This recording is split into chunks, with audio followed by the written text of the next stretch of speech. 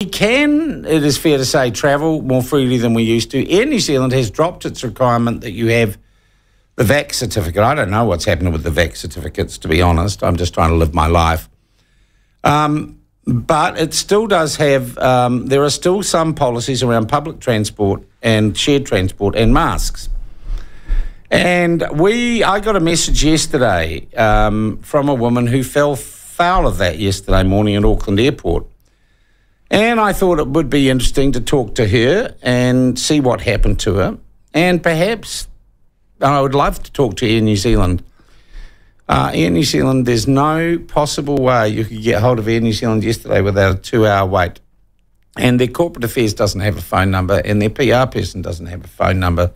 Just frickin' ridiculous, to be honest. By the way, we've got a phone number for complaints, 0800 332 so I thought we should get this person on the phone and talk through their story. So we're joined now by Gretchen Mornin. Good morning, Gretchen. Morning to you. Where are you? You back home in Christchurch now, Gretchen? That's right. I'm in Otautahi enjoying a winter morning.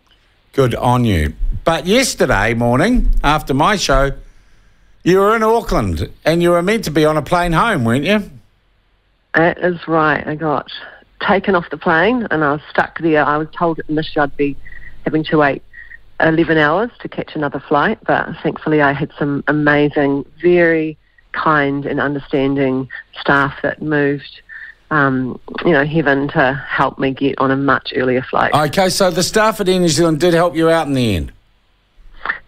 Yeah, some of them were lovely and very understanding, and actually I think quite frankly over the whole mask wearing thing themselves, but I think I just got a couple of bad eggs. Okay, so walk us through it. You've got the flight booked. Yeah. You know that you have to wear a mask unless you've got an exemption certificate, right? Mm-hmm. So you go to board the plane. What happens? Talk us through it.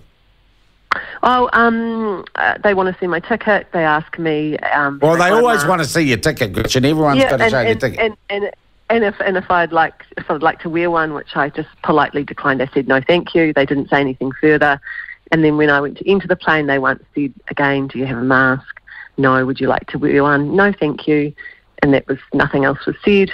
And then once I was seated, an attendant came up to me and he said to me, "Excuse me, but you need to wear a mask." And I said, "Sorry, but I don't think I do." And he said, "Yes, it's a legal requirement to fly that you have to be wearing one." And I said, "I'm sorry, but my understanding is by law is that I don't have to." And he said, "Do you have an exemption?" And I said, "Yes." And he said, "Oh, well, you could have just said that." And yeah, I said, why didn't you just say that, Gretchen, to be honest? Yeah, because I'm sick of going around justifying my existence. Oh, yeah, but come on, you know the rules. They're just doing their jobs. Why didn't you have your exemption certificate on your phone? That would have seemed the decent thing to do. Oh, I have it on me, absolutely. But, so why didn't you show it to them and say, "I've got an exemption certificate"? Because in past experience, I've never been asked to see it. Okay, Usually but you knew when you were catching this plane that those staff who are just at the coalface, they don't make the policy. Yep. So why didn't you make it easy for everyone and say, "I've got an exemption certificate"? I'll tell you why. Because I begrudge the process, and I think that they need to actually become more aware of the kind of conversation and language they're having at their end. It's not my job to justify myself. And I think if they want to ask me if I've got an exemption, if they require that, then they should do that. Okay, I don't disagree. So if you have an exemption... So were you looking for a fight when you got on that plane, Gretchen? Oh, no. I just don't want to be treated any differently, really. You know, the fact that I'm... Well, you do, because you don't want to wear a mask. No, I don't want... I'm not expecting different treatment. I'm expecting that I have, an ability to go about things the way that I choose to. Why do you have a mask exemption, Gretchen? Because I'm uncomfortable with wearing them. I find them physically restrictive. I find them annoying. I believe they're at best a flimsy attempt to do anything to relieve COVID. Okay, so on what grounds do you have your exemption? And I like to breathe oxygen. Well, to be fair, when you apply for exemptions, both the old one and the new ones, there's very limited categories in which they can sort of tick boxes to. But I just chose a mental condition, which is the one that the Voices for Freedom legal team have recommended that we choose if that's applicable to us. But basically for me, I want to breathe full oxygen. I don't want to cover my face in all right. Nappy, and I want to be able to go about my life being treated with respect. Okay, let's go back to the plane. Yeah. Let's go back to the plane. So male flight attendant, you say I've got an exemption? Oh, he happened to be. Yeah, he was an attendant. Yeah, I said I have an exemption. And he said, oh, well, you could have just said that. And I said, yeah, I could have. I said, but you didn't ask. And he said, look, I'm just trying to do my job, okay? Which he is. And I said to him, and I said, I actually, I looked at him very kindly. I said, I actually really do appreciate you trying to do your job. I'm also just trying to answer the questions that have been asked of me. Yeah, okay. All right. So what happened next? How did anything go wrong? Yeah, exactly. I should have just been left there, right? Well, you should have shown your exemption certificate. Well, did you? You might say so, but it wasn't asked. Actually, I've never been asked to show it on a flight, and I will. So what happened next? What happened next? I'm happy to show it. Yeah, I'm happy to show it, but I'd have to get my bag out of the locker and blah blah blah blah blah. Okay, so what happened next? If they don't want to, most people don't want to see them. To be fair. Yeah, Gretchen. What happened? What happened next? What happened next was that I saw that he went off and was talking to a second flight attendant, and she proceeded to come up to me while I was quietly knitting in my seat, and she stated that it was a legal requirement for me to wear a mask despite having an exemption, and I said to her that I was pretty sure this was incorrect and I'd used it over the last couple of years with no problem. And then she proceeded to remind me, or sort of lecture me as it felt, about the health and safety concerns and full consideration of all the passengers on board. What was that? Oh, that's the last thing you need as a lecturer. It's like the lecture you get from the police officer when you've been doing 5Ks over on the side of the highway. Well, I mean, like I said, I do appreciate she's just trying to do her job as well. But it should have probably just been left at the fact that I have an exemption. Whether they want to see it or not, I'm happy to oblige, but they didn't request it. So I sort of said to her in response to her, Did you offer to show them your exemption certificate?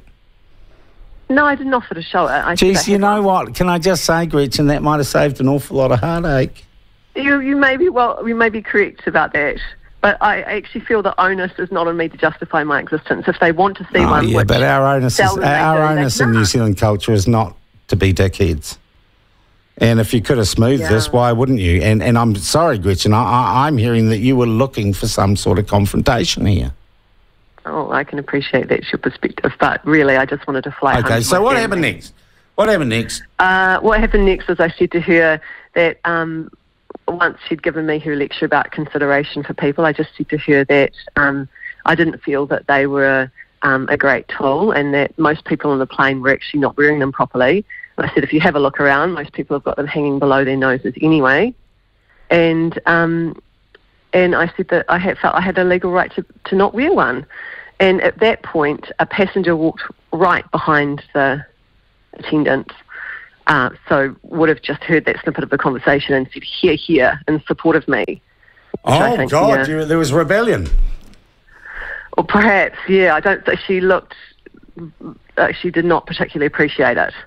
So someone said, "Here, here," in support of me, coming up right directly behind her to get past her.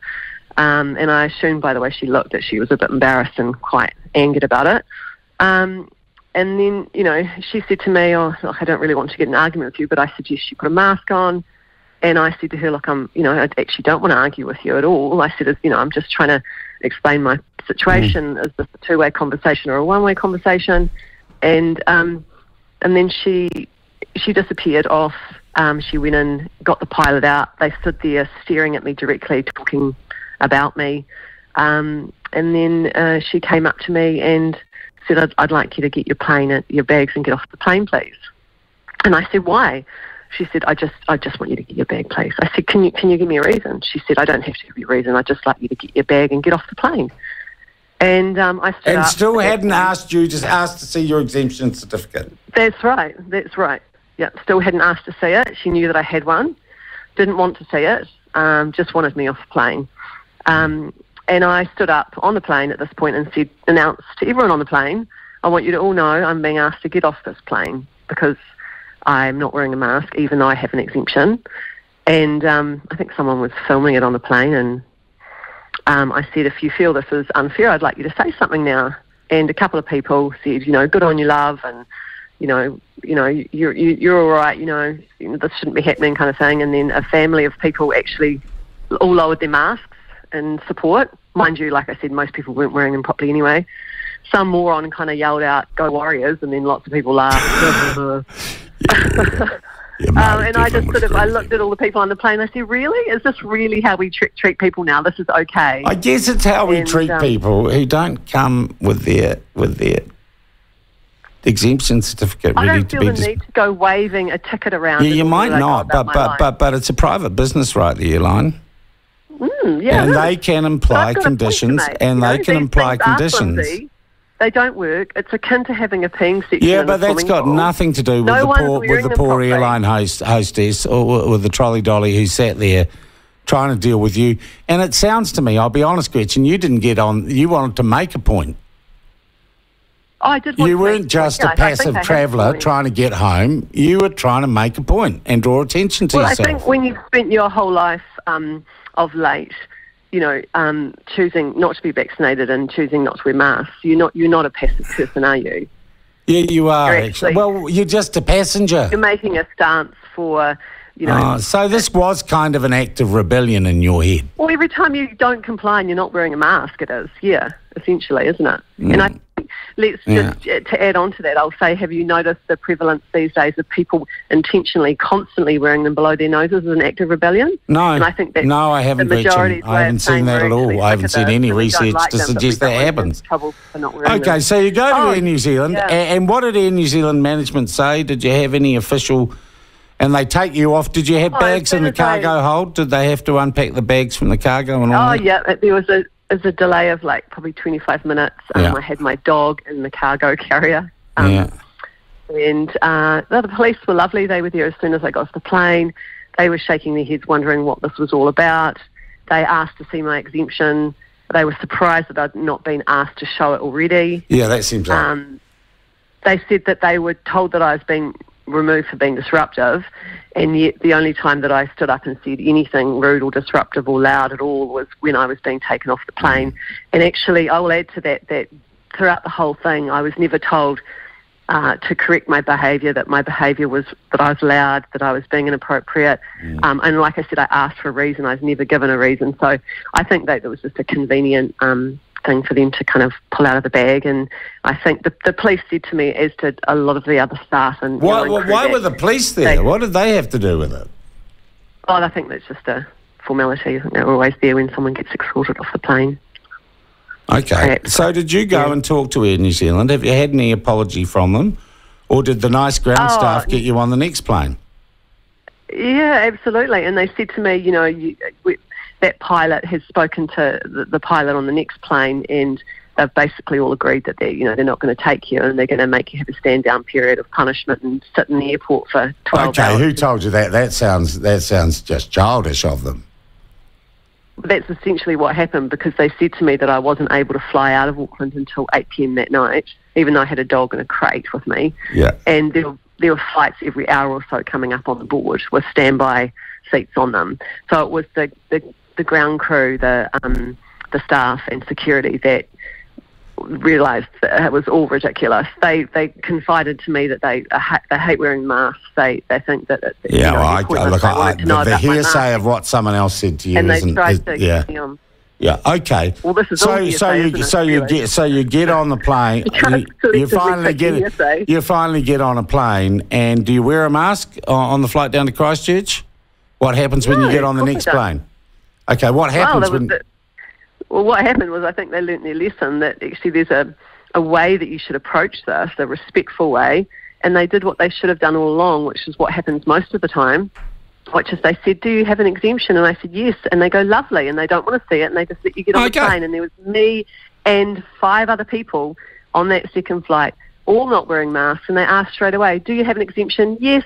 didn't ask to see it. Okay. For us to go and that sounds like what should have happened in the first instance. That should have happened in the first. So that's why I don't feel like I should go around waving my exemption in everyone's faces. Okay, but I think if they wanted to see it, they'd have a right to see it.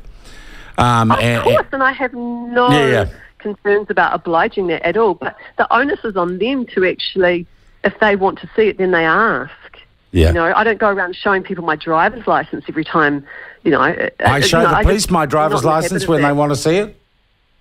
When they usually ask, don't they? Yeah, they do. I don't just walk up to police. All right. So what we've got here, it seems to me, what we've got here, and I take it with your mask exemption, you've flown a few times with Air New Zealand. Yeah, a number. Okay, and you've never had this problem before. No. Yeah, no, okay, so we have got, let's just say we've got, it would appear to me, a one-off event, but it is concerning because it suggests that Air New Zealand has not properly briefed its staff as to what the procedure is. Exactly. And I think that's a real concern. And unfortunately, I have to say, Gretchen, I tried yesterday to get anyone from Air New Zealand head office, and they've set up this silly system where you simply can't get through to a real person. I've been on hold to them 3 times in the last week for an hour and an hour and a half each time and given up. And at the airport, I was told that some people are on hold for 5 hours and still don't get me. Yeah. So, Gretchen, what would satisfaction in this case look like to you? You've clearly been inconvenienced, as have the other passengers actually on that plane. There was no need for me to be removed off the plane. No, I would tend to agree. Yeah. I would tend to agree. I was knitting without a mask on and an exemption, and they should have. I don't know. It might have been something dodgy about. What I would actually say, you might not appreciate this perspective, but what I would say is that actually I was being harassed. Yeah, I wouldn't. At the point where I've said I have an exemption, they either want to see or they don't, and they leave me alone. Yeah, I would agree with that. Then to come up to me and knowing that I have an exemption, tell me that there's this whole health and safety concern about the consideration of and that would have got my back up. And clearly there is a problem, and there needs to be. I'm given selective treatment, and I'm not being treated like an equal, and I'm not being respected. Yeah. Okay. Well, we'll have our crosses to bear. That's what I have umbrage with. We all have our crosses to bear, Gretchen. But I'm quite happy if they want to make an example of someone for it to be me, because when you make these decisions to not wear masks, like you say, you actually have to be able to stand by that. Yeah. And I'm quite happy to do so. All right. So because I think it's amazing how many people on the plane were supportive. And actually in New Zealand make themselves look stupid by removing someone that was sitting there knitting with an exemption. Yeah. Okay. Okay, Gretchen. So just settle. What would put this right for you? Oh, I'm very settled. Don't worry. What would put this right for you? I think that they should just, perhaps be able to recognise and acknowledge that the treatment was unnecessary. And so an apology. That would be an apology. And I think that they need to, from a organisational level, look at the kind of communication and cultural safety and respect and tolerance around these issues, because they're not going to go away. They need to be a little bit more clued up and less clunky. Yeah, I would agree, Gretchen. I think they need to clarify what the policy is for exemptions and how they're applied. And I don't think that what happened to you was right. But often people, in face-to-face, someone gets their back up, someone else gets their back up. Not saying you did. You were just sitting there knitting. I don't know what sort of wool or what sort of pattern it was. They may have found it offensive. So you're saying that an apology from Air New Zealand and a commitment to make sure that actually everyone gets treated like you have done on your other flights would be enough for you? I think so, and I would like the personal attendant that was actually there with the pilot to actually kind of reflect on the treatment as well. I'm sure they are.